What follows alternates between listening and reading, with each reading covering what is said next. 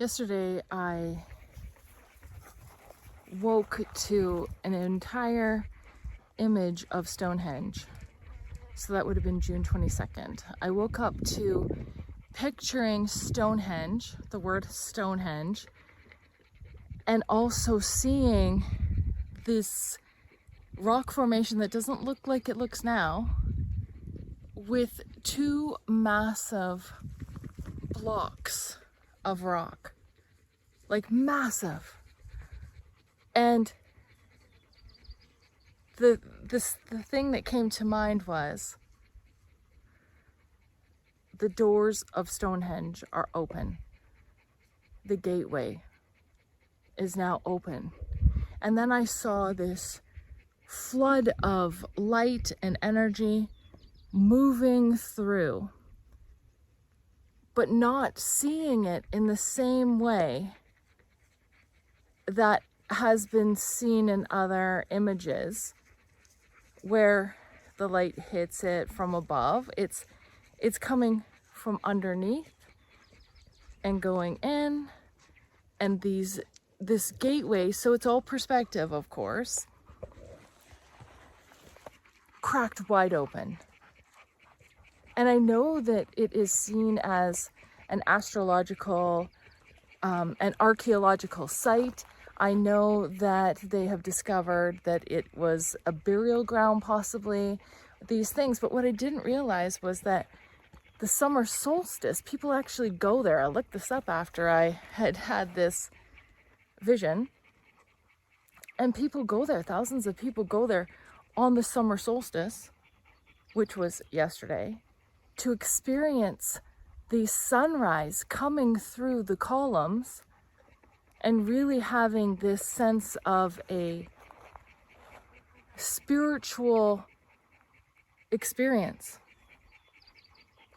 And it was so fascinating to me because that's how it feels, is that in my earliest writings, I talked about how we are coming home, returning to source, returning to this place and space and sense of belonging outside of what we have been trained to believe is our home, or what we need in order to call home. Being centered and aligned and home, and with those gates wide open, truly seeing and experiencing that deep connection and sense of belonging, that you're exactly where you're meant to be, even if your mind is in such turmoil and conflict with your physical environment, with the information and narrative and noise that is coming in a consciousness war, trying to stop you from fully stepping into that internal awareness.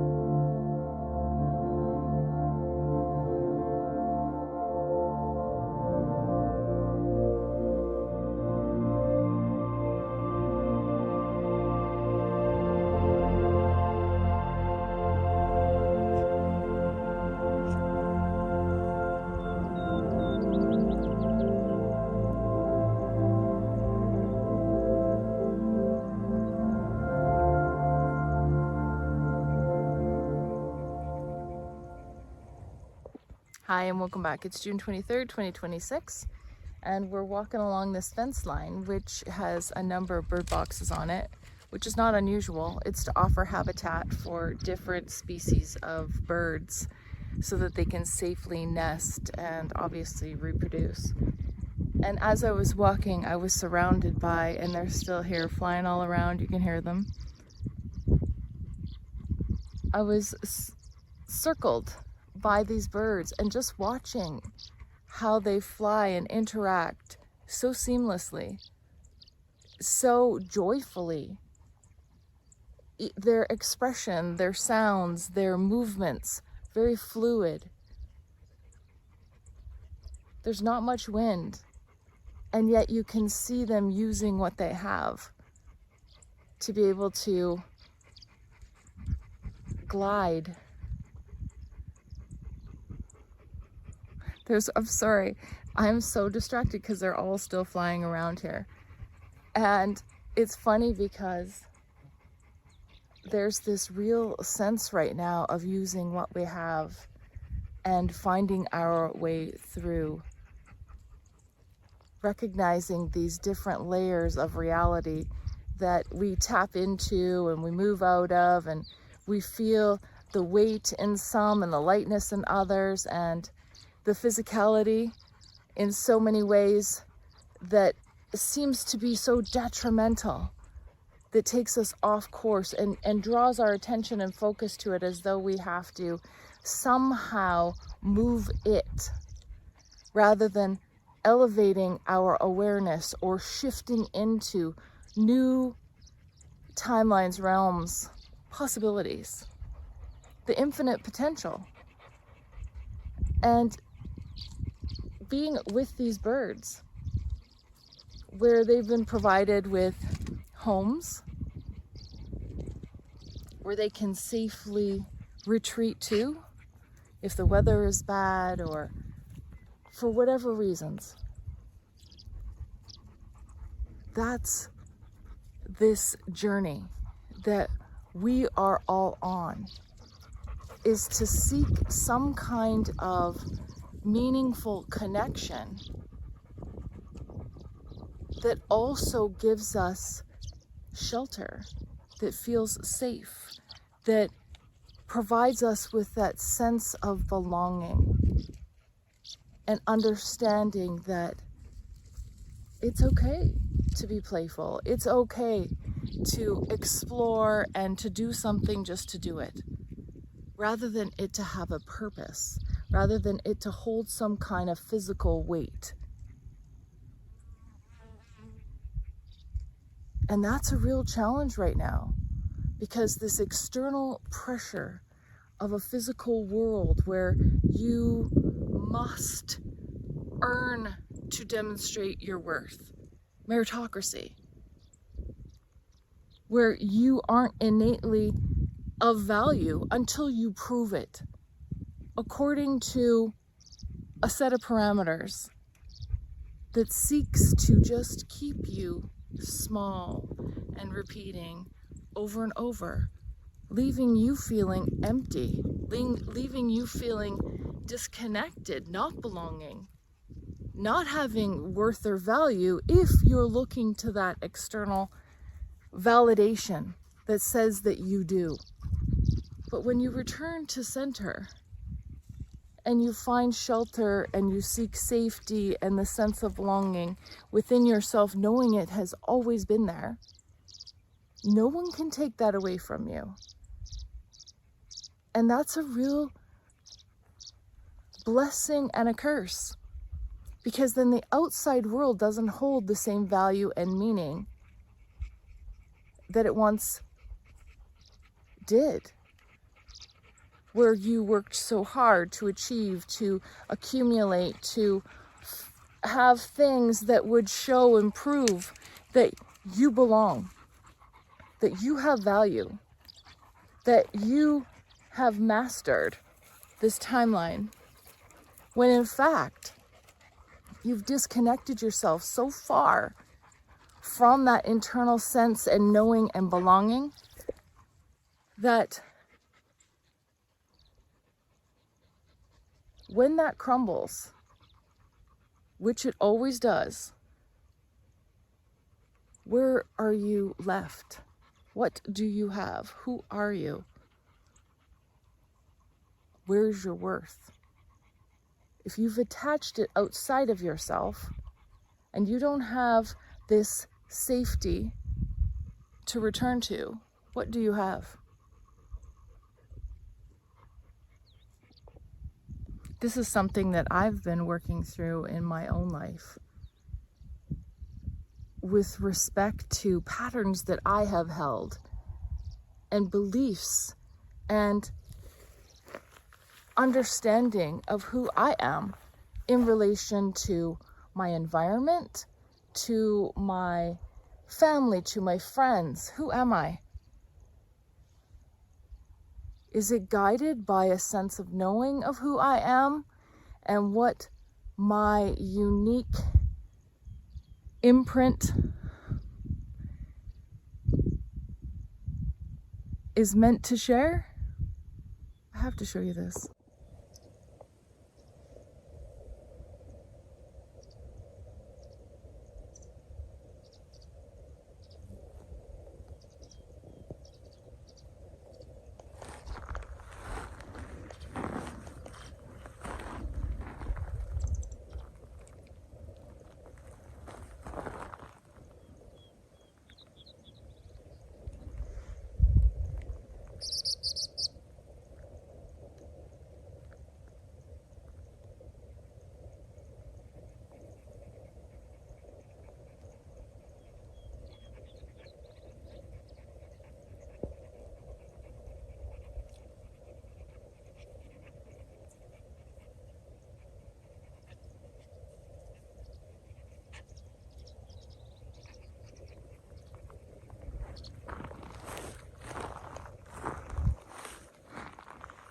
It's so amazing.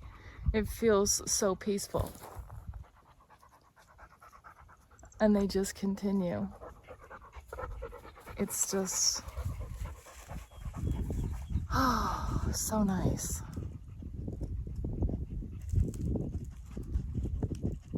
And as I was saying, our uniqueness, what does that mean? How does that connect? How can we authentically share who we are if we've never really known who that is? And then once you begin this journey of uncovering, pulling back all of the layers and the performances and the roles that you have played to really get into that spark of that soul-centered essence of what makes you you, soulfully you, not the self, not another role, but just really at the heart of who you are.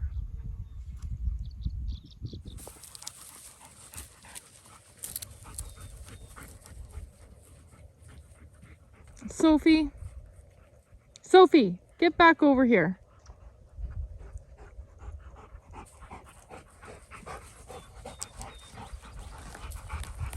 Get back over here.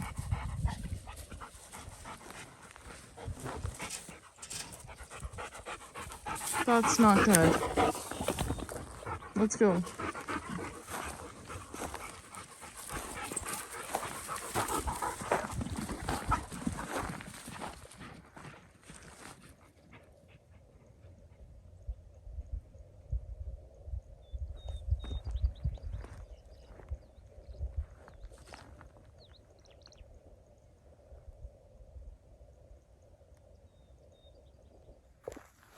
So how do you know who you are?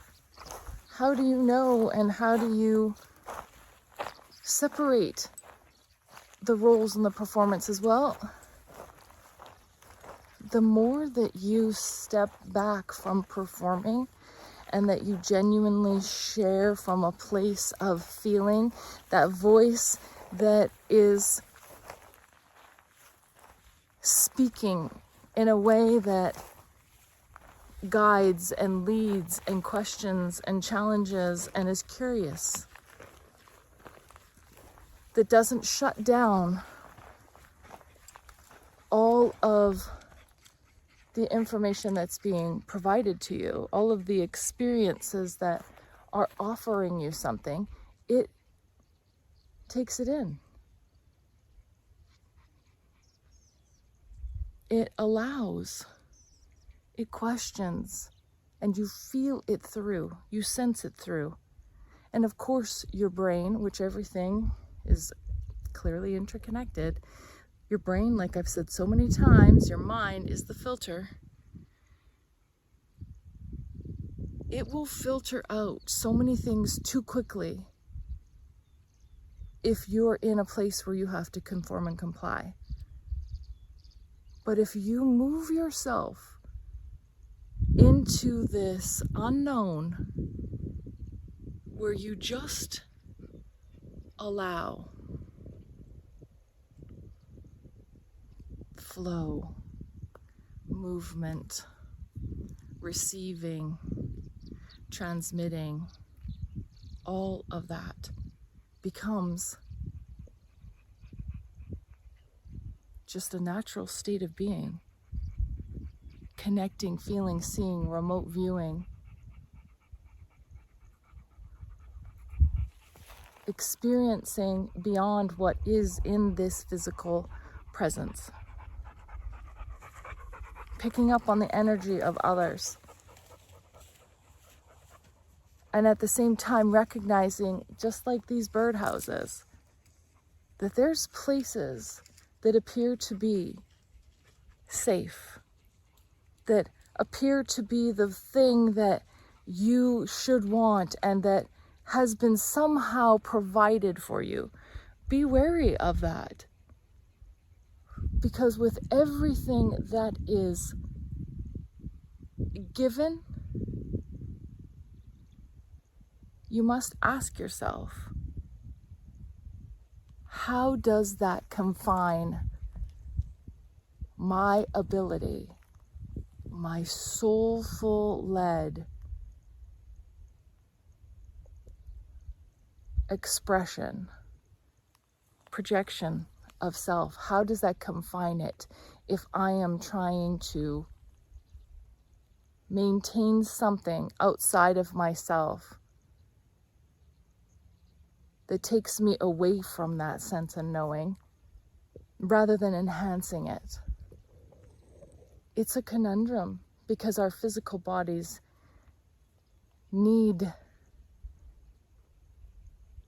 that sense of comfort and reprieve and a safe place to sleep and food to eat and water to drink that is clean and sunshine that replenishes. There's things that it needs that we must give it. And at the same time, if we've overburdened one aspect, our brains, to try to problem solve through something that isn't meant to be solved, it's meant to be experienced. And our crow is here. That's why I'm smiling. So just tuning in and tapping in and separating yourself from this need for external validation and allow for the flow to continue. The joy, the dancing, the openness, the experience. Allow for it. Don't shut it down.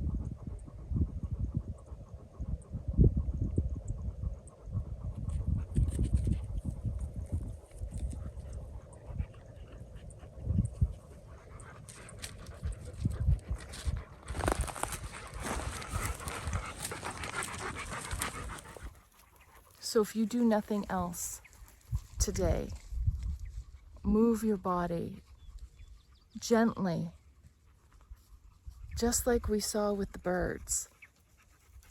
It is incredibly difficult, next to impossible, to dance or to allow your body that sense of safety and security to just release when you're under a constant state of threat. Post-traumatic stress disorder, complex post-traumatic stress disorder. The one is you go through one event. Complex is about being in an environment where you feel trapped and cannot get out of, and you're surviving within for so long that your system pulls back, restricts and constricts. So movement in that way of releasing is incredibly unsafe because it makes you vulnerable. And your body knows to protect itself. So it just tightens up and it protects its main organs. And so that movement, that release, that shaking off the old experience that is not now, you feel still under threat. Your mind will always tell you the threat is still there if you've experienced it. And we are. This consciousness war of your attention, making you see things in shorter versions and forms so that you don't fully allow your experience to move beyond your mind. Really do something for yourself. Get outside, breathe in fresh air, ground yourself in nature, and move your body. A slow walk, just gently shaking your arms, twisting your body, moving your head, putting your hand on your heart, telling yourself, we're safe, we're okay, everything is working out. These simple acts will help you to disconnect from everything that is trying to suck you under so that you can get air, continue to exist, and not just that, but to flourish, to expand, and to move beyond this prison of the mind. I'm coming. Let's go get some water.